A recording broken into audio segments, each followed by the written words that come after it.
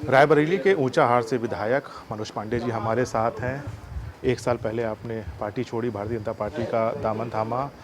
आज क्या ज़रूरत पड़ी कि समाजवादी पार्टी के जो आधिकारिक हैंडल है उस पर आप लोग का निष्कासन? ये बात आपने खुद ही मानी, स्वीकार किया कि हमने 1 साल पहले समाजवादी पार्टी छोड़ दिया। अब ये dash dash dash question mark तो समाजवादी पार्टी के लिए है कि वो किसको निकाल रही है। जो उनके साथ हो उसको निकालें, उनका अधिकार है। जो उनके साथ है ही नहीं उसको वो निकाल नहीं सकते। नंबर 1, 18 मई 2024 को भारत के यशस्वी गृह मंत्री आदरणीय अमित शाह जी की गौरवशाली उपस्थिति में मैंने समाजवादी पार्टी छोड़ करके भारतीय जनता पार्टी हमने ज्वाइन कर लिया। क्यों ज्वाइन कर लिया, ये हमारे पुराने पार्टी के हमारा नेतृत्व भी जानता है। 30 साल का हमारा राजनीतिक जीवन समाजवादी पार्टी में रहा। संघर्षों का हमारा इतिहास रहा, लाठी डंडे खाने का इतिहास रहा, जेल जाने का रहा। 3 दर्जन बार जेल भी गए पार्टी के लिए, और पार्टी के लिए हरदम वफादारी और निष्ठा से काम किया है। हम रायबरेली से विधायक होकर के आते हैं। रायबरेली कहीं न कहीं कई प्रधानमंत्रियों को देने वाले लोकसभा रही है, और उस ज़िले से अगर हम जीत करके नगरपालिका अध्यक्ष बन करके आए, कई बार से विधायक हैं, तो इसका मतलब कहीं ना कहीं जनता का स्नेह और आशीर्वाद हमारे पास था, हमारे साथ था। कितने राज्यसभा और विधान परिषद के चुनाव हमारे समय हुए होंगे, कभी पार्टी ने हम पर आरोप नहीं लगाए।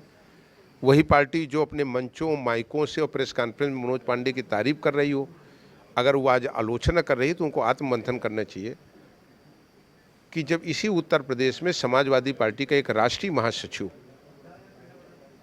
जो भगवान राम को गाली दे रहा हो, रामचरितमानस को जलवा रहा हो, हिंदू देवी देवताओं के बारे में अशब्द बोल रहा हो, लगातार 1 करोड़ 10 लाख सनातनियों के आस्था से खिलवाड़ कर रहा हो, तो मैंने उसका कोई आज नया विरोध नहीं किया।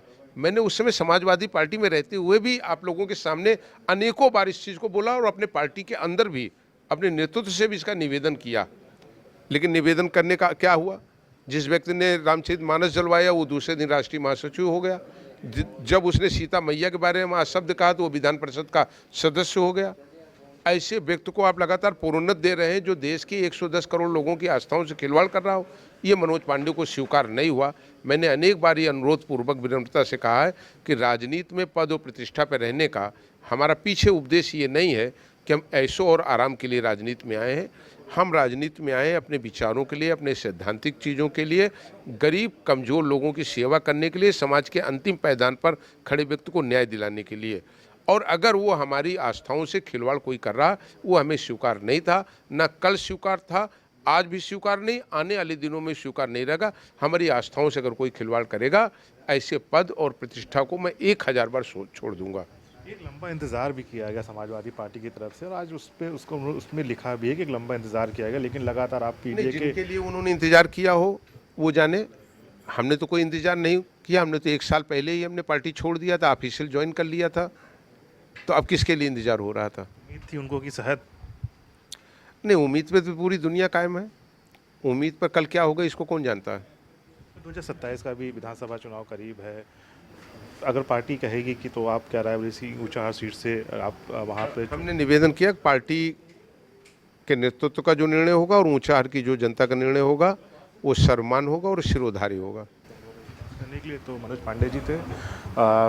कैमरामैन मनोज के साथ मैं राहुल श्रीवास्तव, हिंदी खबर, लखनऊ।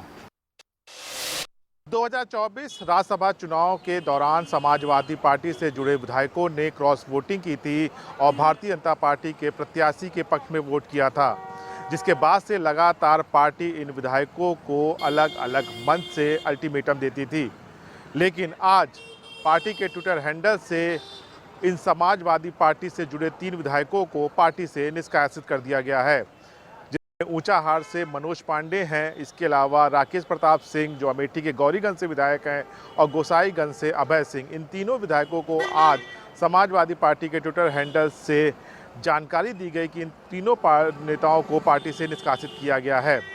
आपको बता दें कि समय समय पर अखिलेश यादव ने कहा है कि इनको भारतीय जनता पार्टी ने लालच के दम पर अपने दम पर बुलाया था, अपनी पार्टी में बुलाया था और क्रॉस वोटिंग कराई थी, लेकिन जिन नेताओं को आज पार्टी से निष्कासित किया गया है, उनका साफ कहना है कि जिस तरह से पार्टी में उनकी सुनी नहीं जा रही थी, एक कम्युनिकेशन गैप हो गया था और जिस तरह से भगवान राम को लगातार उनके ऊपर अभद्र टिप्पणी की जा रही थी, ये तमाम विषय थे जिसको लेकर उन्होंने 1 साल पहले ही पार्टी को अलविदा कह दिया था। और 1 साल बाद जिस तरह समाजवादी पार्टी ने उनको पार्टी से निष्कासित करने की बात कही है, तो वो उनके भी बात से परे है कि आखिर 1 साल बाद जब उन्होंने खुद ही पार्टी छोड़ दी थी, तो आखिर उनको आज पार्टी से क्यों निकाला गया है।